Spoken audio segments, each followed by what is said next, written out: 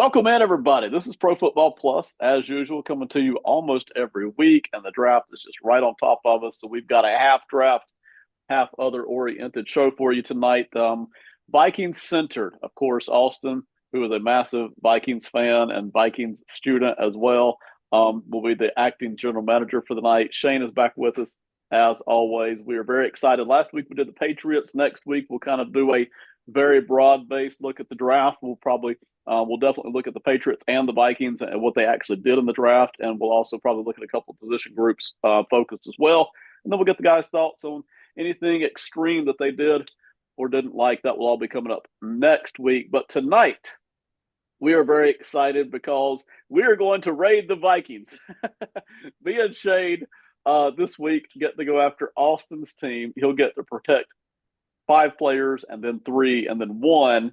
And somewhere in the middle of that, me and Shane are hoping to get some good players for our expansion teams. Austin, before we actually dive in here and you tell us who you're protecting, just give us a feeling of how hard it was or how easy it was to kind of make the decisions here.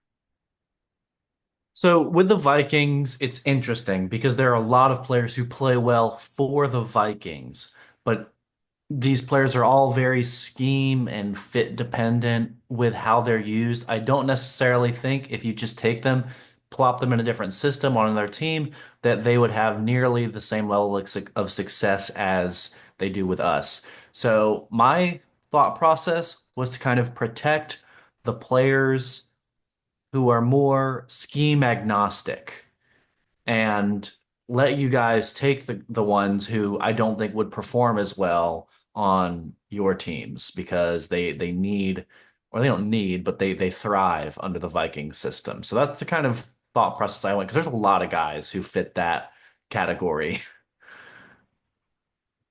Uh, I think you're very intelligent for doing that, but I don't like it. Okay, because that means I don't get as good of players. Okay, so not a fan of this, Austin. You weren't supposed to do it that way. Okay, so let me fully explain this for our audience. For those of you who weren't with us last week, we did the same thing with Shane's team, the Patriots, and we went after.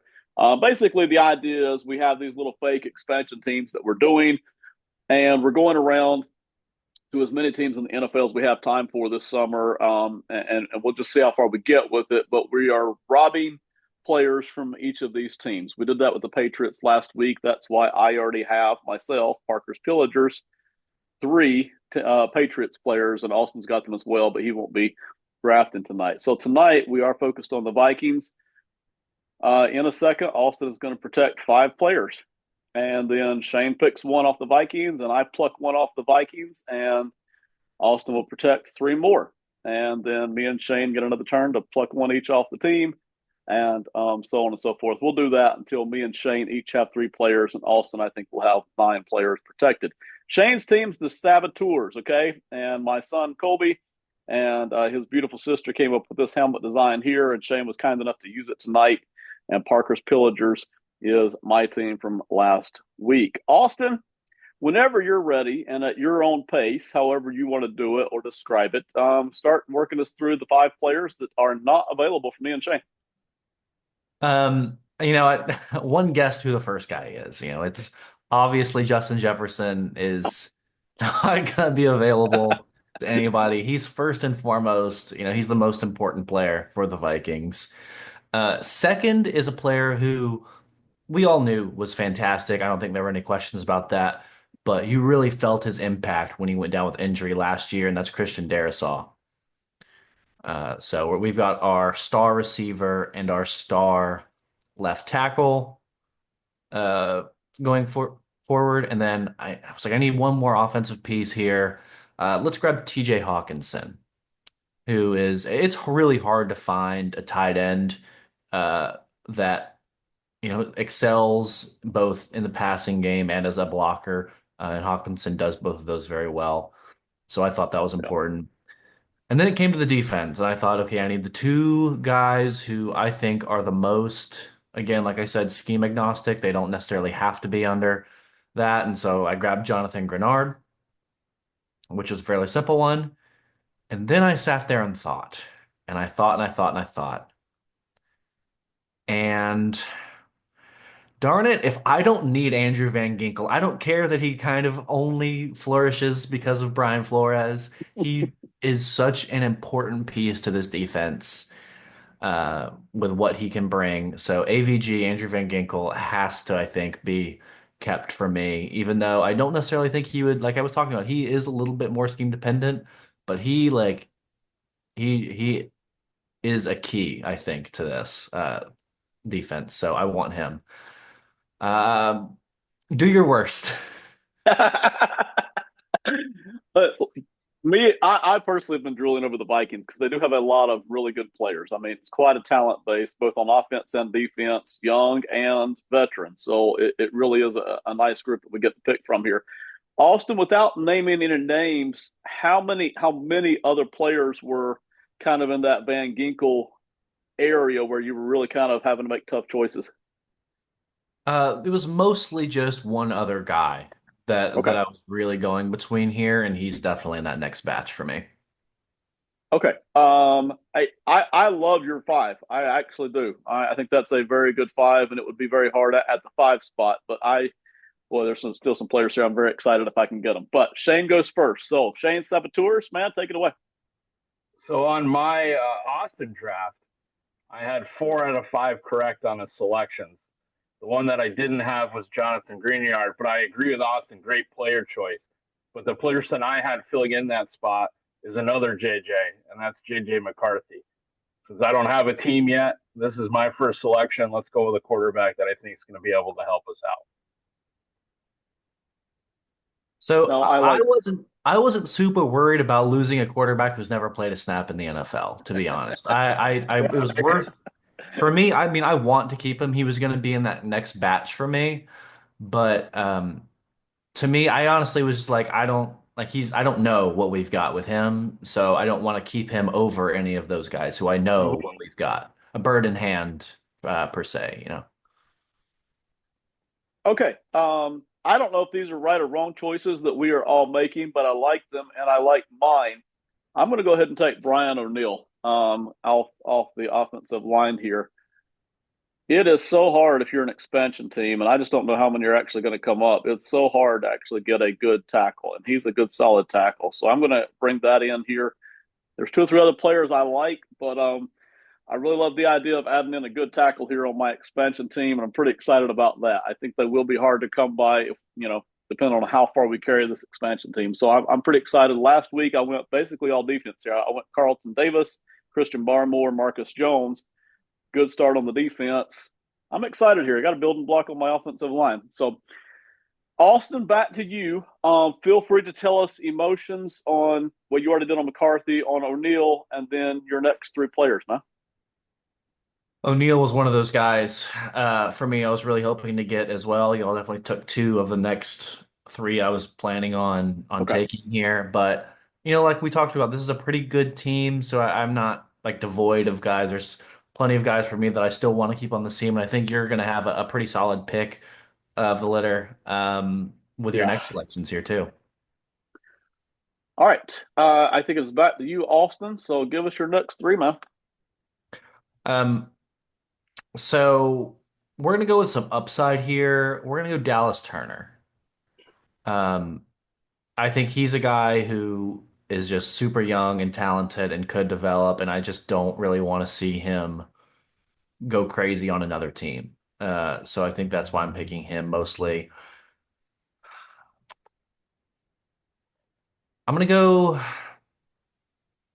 gonna go Byron Murphy. Okay. Fantastic slot corner. In my opinion, one of the better slot corners in the league right now. And we just paid him, and actual real life, the Vikings did. So I want to keep him around. And then lastly, I'm gonna go Blake Cashman, who is sort of the brains of this Hmm. offense. Van Ginkel is sort of the heart of the defense, or I said offense for Cashman, defense for Cashman. Van Ginkel's sort of the heart of the defense, and Cashman's the brain. I think the combination of those two at linebacker is what really keeps this uh, you know, team functioning. at a high level on defense. So we're gonna go with those three guys, and there's one or two guys who I think y'all can still grab here that I would be a little bit hurt by seeing them go. Yeah, I've got my eye on two guys here, and whichever one Shane doesn't take, I'm going to take the other one. I'm guessing here we may not be, but I'm guessing we're looking at the same couple of players. I'll be curious to see. All right, so far, just to remind the audience, Austin has protected Justin Jefferson, Christian Darrisaw, no surprise, T.J. Hawkinson, Jonathan Grenard, Andrew Van Ginkel, Dallas Turner, Byron Murphy, Blake Cashman. These were all names I was looking at. I was actually tempted to grab Dallas Turner over Brian O'Neill just because of the age thing, man. I mentioned last week, I took a little bit kind of older type players, more veteran ish players last week. I would love to add in a Dallas Turner just because of the age thing, man, but I didn't. I went with the tackle there because I thought it would be harder to come by. So, Shane, you got your pick of the litter, man. What you got? Okay, I have a heart pick, but I have a feeling that he might be available later, so I'm going to save it. But Okay. I'll go with Jordan Addison on this one. All right. Jordan Addison. I Tell the think he'd be good with any wide receiver on this team, though. And like Austin said, this is a hard group to be able to protect everybody. um, Shane, real quick, just tell everybody what you like about Jordan Addison. I think everybody knows, but just go ahead and tell us what you like about him. And without naming other names, why maybe him versus some of the other players? Well, I went with him really. I mean, Austin talked about upside with Dallas Turner. I think Jordan Addison hasn't showed his complete upside. He's a guy that when you have a Justin Jefferson, he fits in as your number two. But I think if you had him on another team, he'd be a strong number one. Um, a good route tree, attacks downfield, sure hands. I think he's only going to get better. And I think as he learns to play off of Justin Jefferson even more, I think it's going to become more difficult to cover those guys. Um, I mean, when you look, like you said, without mentioning any names, um, the Vikings went and beefed up that offensive line this year. They also still, uh, there's some security blankets out there on the defensive side. So I think, like Austin has mentioned a few times, and you've mentioned, Ben, this is a much more difficult task than it was with the Patriots because I had few players, if Yeah. any, that you wanted on your team. So this makes it a little bit harder to cover as Austin's pulling out names.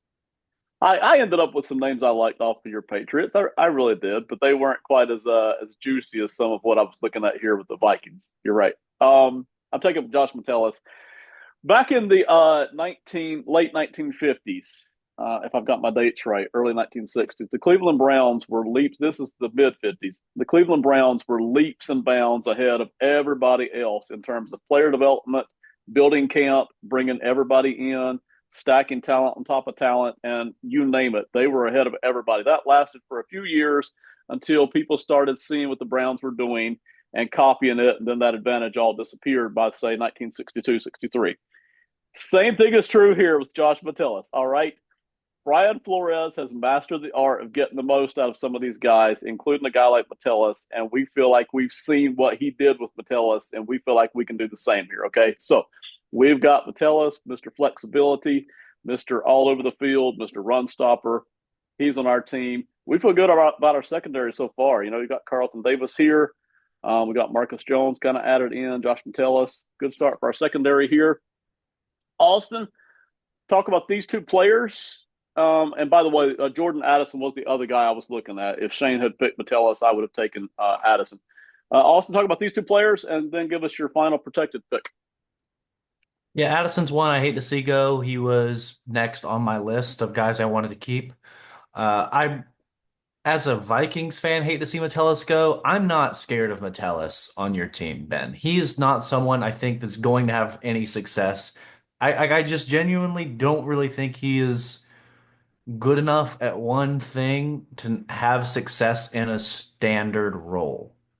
And I hate to diss on my guy Metellus like I am, but like he's just I'm not scared of what he's going to do on a different team, to be honest.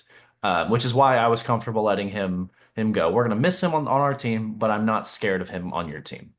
Look, you just haven't seen the Pillagers play, and also we're probably going to make Brian Flores our head coach. Oh So no. I didn't take into consideration. Can I protect Brian Flores with my yeah, next? yeah, go ahead. Yes. Okay, I'm protecting Brian Flores. Actually, we'll say Kevin O'Connell doesn't have like head coaches don't have to be Right. protected. We No, can no protect head our coach. Yeah. coordinators. I'm protecting Yes. Brian Flores. He Okay. is important.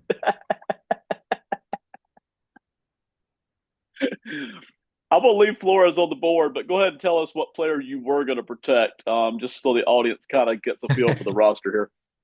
Yeah, it's tough. I don't necessarily want to protect any more of the offensive linemen because I don't know. Like it's a pretty bad interior of the offensive line.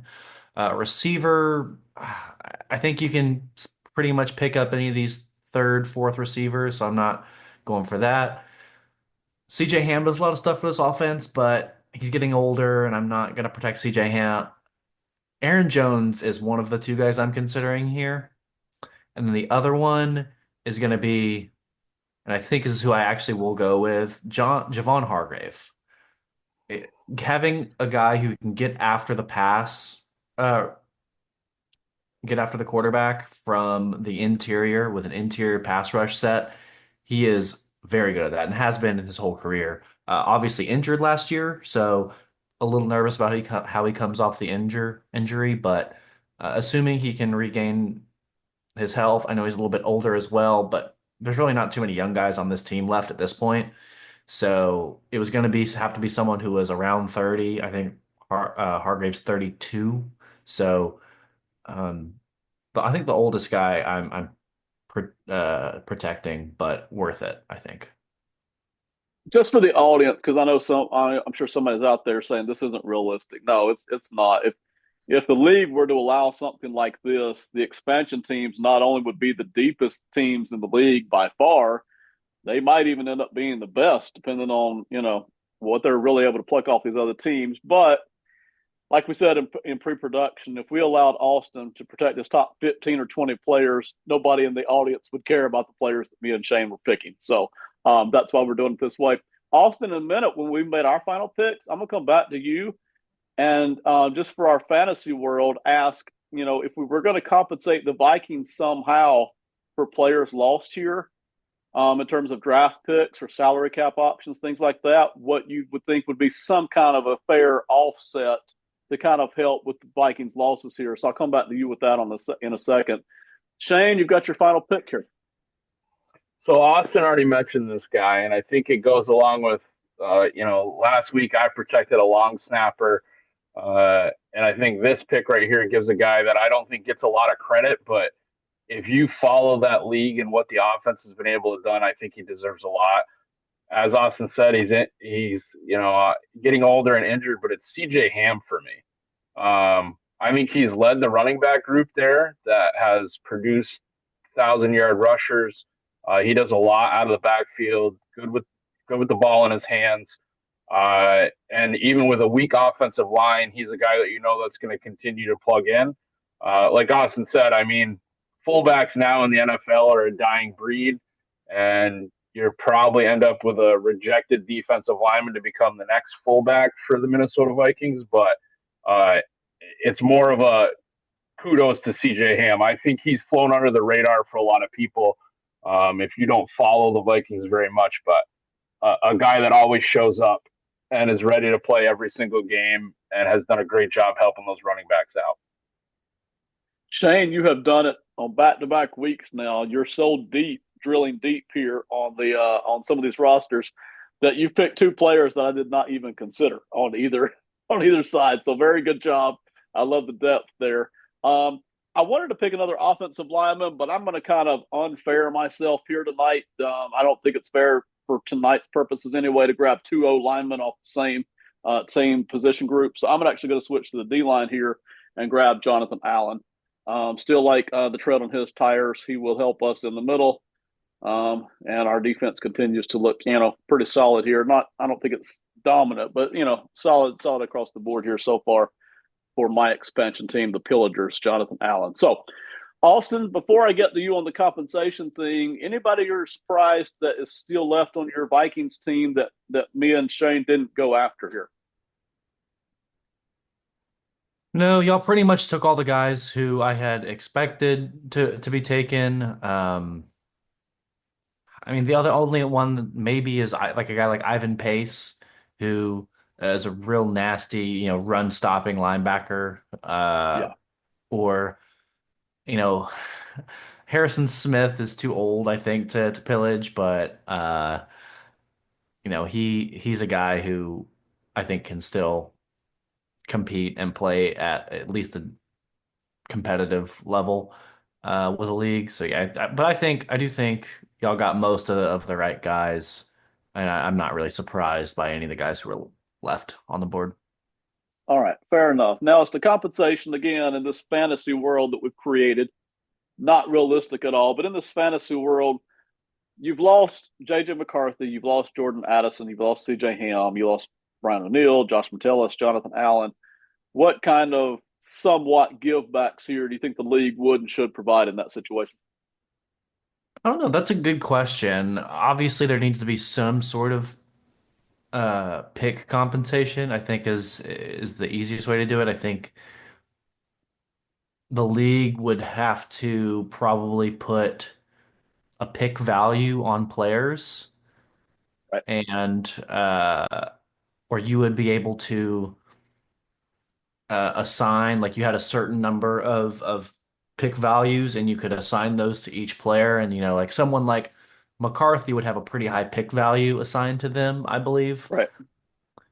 So I think probably their compensation picks like after the first round's over, you'd probably get one pick at the end of the first for like McCarthy, and then I think for like I don't know Jordan Addison and Brian O'Neill, I think those might be like a second round compensatory pick, like after the second, and then like Allen and Metellus might be like a third and a fourth, and then CJ Ham somewhere like a fifth round compensatory pick. Um, or maybe at some point they're no longer compensatory picks and it's a sort of um, cap space that could be used there as well. But yeah, I think you'd have to have an assignment to players based on contract or how where they were picked and how close they are to their draft or something like that would be maybe what would make the most sense. Or the I like team could that. assign it. The assigned pick value where you have whatever, five, five second round assigned pick values and so on and so forth, like you just laid out. I like that. And then maybe also with cap options. If you prefer Mhm. cap flex, you want for the next 2 seasons you get a certain amount of significant cap flex, cap space, whatever. Yeah, I love that. Okay, so Austin, we are now going to switch gears to tonight's mock draft. The Minnesota Vikings will do their first and third round pick. You'll be the general manager for the night for your team. Me and Shane will make recommendations. I'm going to get that pulled up here. Tell the audience what mock draft simulator we're using tonight and what you like about it.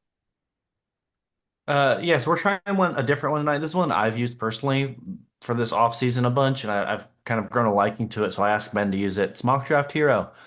It's pretty new, seldom used. I like it that you can use different draft boards. So you can see on the screen where it says draft board, draft text. We're using draft text board, but if you click that drop down menu, you can select like PFF, NFL mock draft database, and then you can even create your own custom board.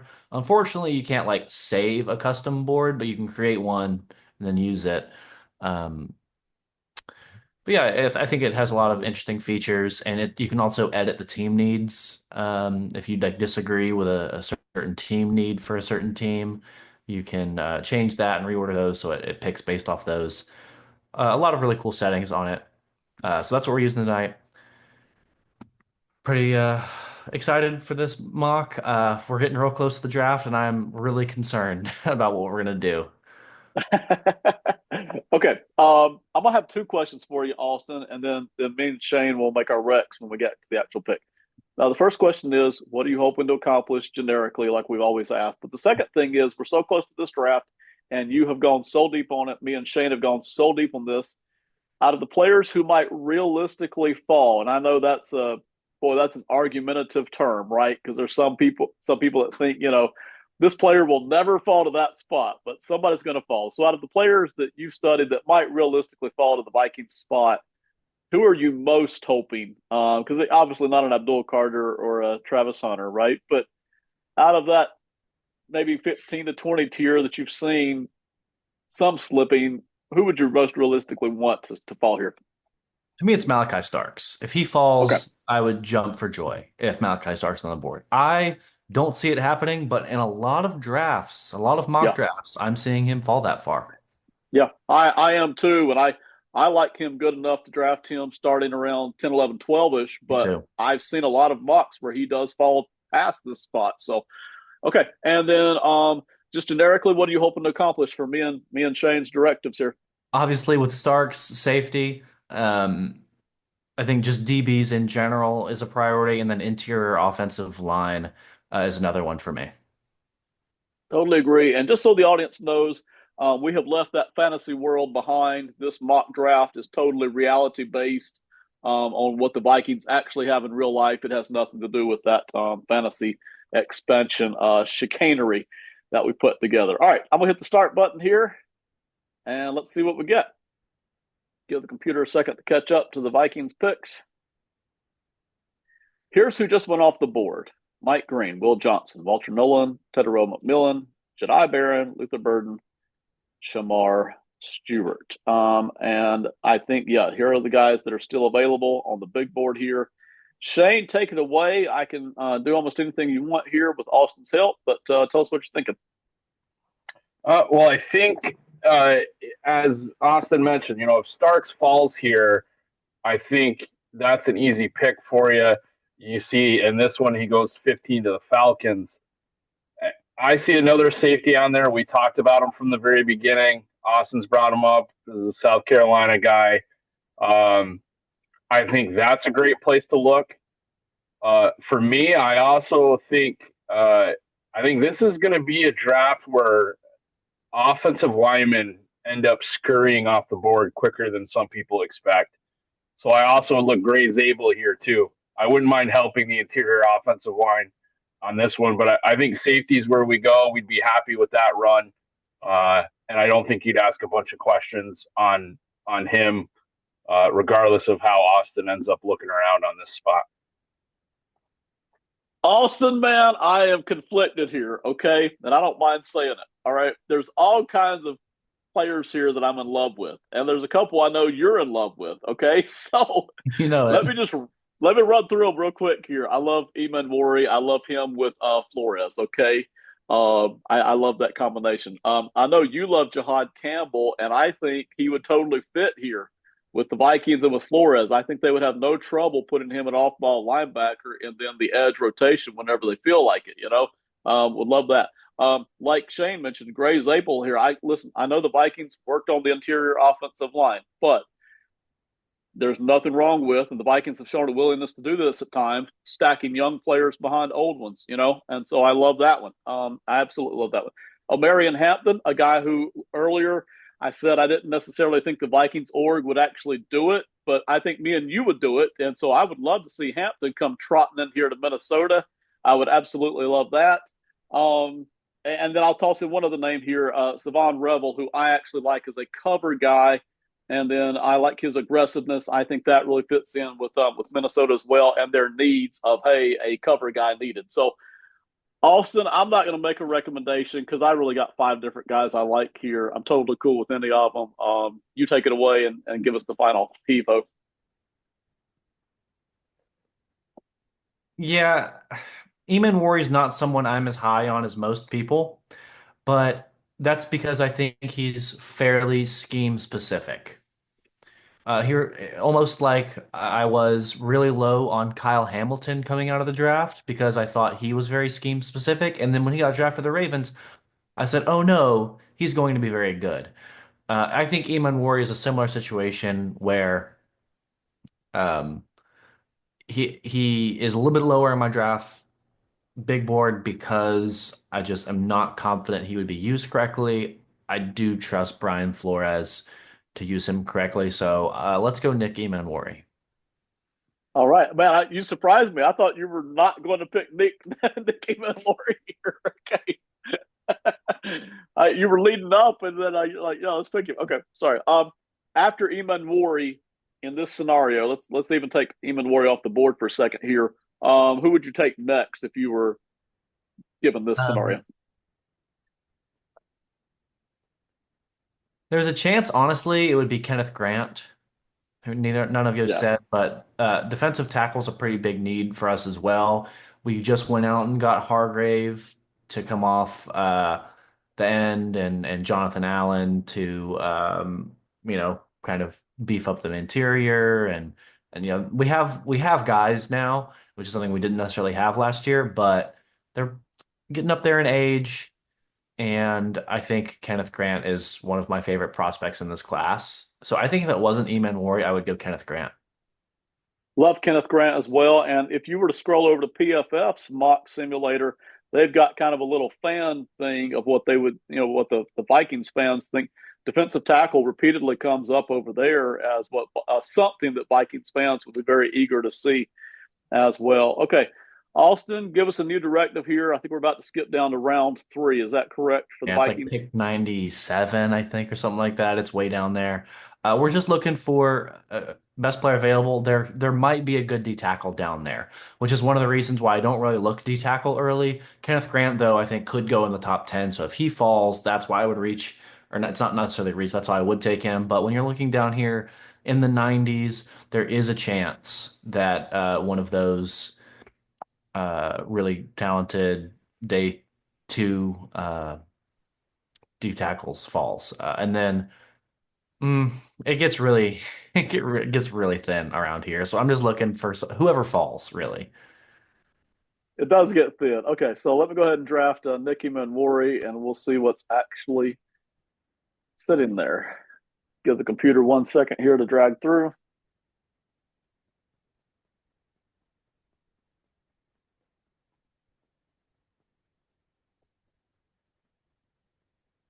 Audience, thank you for hanging on with us tonight. We really appreciate it as always. My mom watches almost all of these shows as well, so we appreciate her checking it out. Here's who just went off the board: Omar Norman Lott from Tennessee, Anthony Belton, Devin That's Neal, one of the guys I was hoping for, Norman Lott. Gunnar Helm, yep, Jared Wilson, Savion Williams, Princely drops all the way to here. Harold Fannin just does go off the board. Okay, Shane, you've got the run of the show now. Tell us what you're thinking, and I can even scroll farther down as we go. Okay, so two things I think to start off with. I think Austin hit it out of the park. With Nick, you're gonna see how he fits in. Brian Flores eliminates the worry, as he mentioned, on where he fits. The other thing, I think the Vikings are going to be one of those teams. It doesn't play into ours because we don't do the trades, but that phone for them at 24, if people start to drop, is going to be absolutely ringing off the hook. Especially those teams that are start of the second round. People are already talking quarterback. Watch out for there. Maybe the Giants make a move and go for Sanders right before the beginning of the second round, and that's a move they'll make. For me, I'm actually I a little bit uh, as Austin mentioned there. I like pace and I like Cashman for what he does, but I'd like to look linebacker for this group right here, Ben, because like Austin said, I think you run out of stars, but you can find starters right now for the Vikings. We had mentioned him before. Uh, I think this might be a spot with, again, Brian Flores. I would give Danny Stutzman a run right here. I like the attitude. I like what he's going to do. I also think when you have a defensive coordinator that's going to put you in position to show the talents that you have and try to cover as much as the weaknesses that you show, I think this is a spot where I would maybe go above what other people think, but Stutzman would be my run here. I like it. That's probably going to be my favorite as well. I do like Quincy Riley as well. Just if we're looking at CBs just in general. I'm scrolling around here, interior offensive line. Nothing's jumping out at me there. Seth McLaughlin. Offensive. McLaughlin. I'm sorry, Austin. Say it again. And Seth McLaughlin's the only name on there I like, but I do like Mhm. McLaughlin a bit. Emory, yeah, agreed. Emory Jones is the guy I like, but not as a tackle. I even last August was watching tape on him, and he looked like a good guard to me. Is another name I like there. See what else is sitting here. Tight end. Yeah, I think I'm ultimately going to side here with Shane, and that's going to be Stutzman for me. Although I do like Riley and I do like Emory Jones. So, Austin, we can go anywhere you want. Give us your thoughts and then give us a pick, man. Yeah, I know I've talked about Stutzman on this show before. I'm glad I've gotten y'all on board. I don't know if y'all already were on board before I started leading that train, but I've got Danny Stutzman at 67 on my big board. I am a Danny Stutzman lover. I just don't know if we need Danny Stutzman. Like he to me is just like Blake Cashman. Like I feel like they're so similar. Um, it's almost redundant. So I don't know if I love the pick, but like the player, the value you're getting there is pretty good. Can you go to the cornerbacks for me? Coming up, linebackers off, CB's on. Here they are. So the two names here for me are Dorian Strong and Quincy Riley. Let me see where I have those guys in my rankings. Okay, Dorian Strong. Um, I think's probably gonna be, yeah, he's higher up than Riley for me. Um, and I think it fills a more pressing need with Strong. I mean, he's a big outside corner. Yeah, I let's do go like the Dorian. size better here. Yeah, for Yeah, Minnesota's needs, I like that size right there. let's go Dorian Strong. All right, I like it. Brian Flores is going to be very happy. I'm Yeah, telling you, he got yes. he got two guys here, and you protected him in the draft. I assume he gets a huge pay raise with that expansion draft protection. But yeah, all right. So he's got all kinds of toys to play with here, and we're going to add on Dorian Strong. Just for kicks and giggles, before we head out of here tonight, see what else is available in the fifth round. At that point, I got off the cornerback spots here. Barrett Carter's still there. Sanker. And Stutzman's still Stutzman. there. Okay.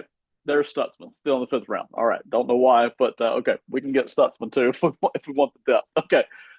Shane, final thoughts here on tonight's draft, expansion process, and then we'll close out. Well, I think, like you said, Brian Flores is going to be ecstatic with what you got. I think Austin kind of kicked it off. There's a lot of positions that the Vikings have enough talent on.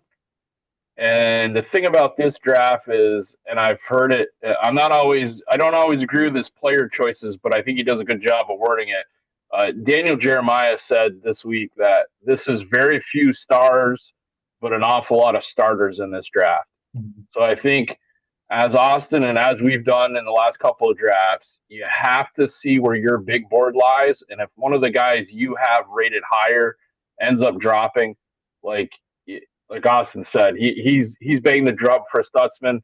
We talked about him during the season, but for this draft to say that he's going to fall to the fifth round, if I'm somebody that's looking there, I would absolutely run that pick up and just know that we cheated everybody else because he's going to do everything I need him to do and he's going to play. I think both guys we picked, I think Dorian Strong, I'm not sure where Austin has him ranked, but I had him way above 97. I think he's going to be a big riser this week. Again, size, speed, has no problem in press coverage. So I think he's going to be a guy that if there starts to be a run on DBs, I think you look for him. Um, if I'm the Vikings, I'm happy with both guys we got out of this draft. And I think that you could easily see that both of them cover a need and they're going to be able to help uh, strengthen your defensive line and your pass rush because you're going to have guys that can cover again. Yeah, absolutely, absolutely. All right, Austin, final thoughts. Yeah, I don't have strong, like much higher than 97. He comes in at 95 on my big board. So it's not necessarily the most insane value, but he is a player that I do like for the Vikings. And shoring up this back end and kind of future proofing it is very important to me in this draft class. The Vikings have a lot of talent, but not super young. So I think just getting guys who are going to be able to learn the system and not necessarily be asked to be focal points on either side of the ball, to be honest, but specifically on defense. To not have to be the focal point of the defense, but be able to just come in, play your role, learn the system, and then step up in a year or 2 years when it's your time. All right, everybody, thank you so much for being with us tonight. This is Pro Football Plus. That's Austin Freed. That's Shane Ratliff. Austin and Box Score Network have done a ton, and I mean a ton, of draft work. So we've got probably 2 days before the draft now. If you're watching this video and you want to catch up on some of the draft stuff, we've got a bunch over there on Box Score Network. And then after the draft is over, even after the reactions to the draft, me, Shane, Austin, we've got more football content coming all summer. We may take a week or two off here and there just to kind of relax and give ourselves a bit of a refresh. But we have tons of football content coming. It will not get worse because we're past the draft, and it will not stop coming just because it's the summer. Okay, so we've got lots of stuff coming. So please hang with us. Have a great one. Enjoy the draft, everybody. We'll see you next time.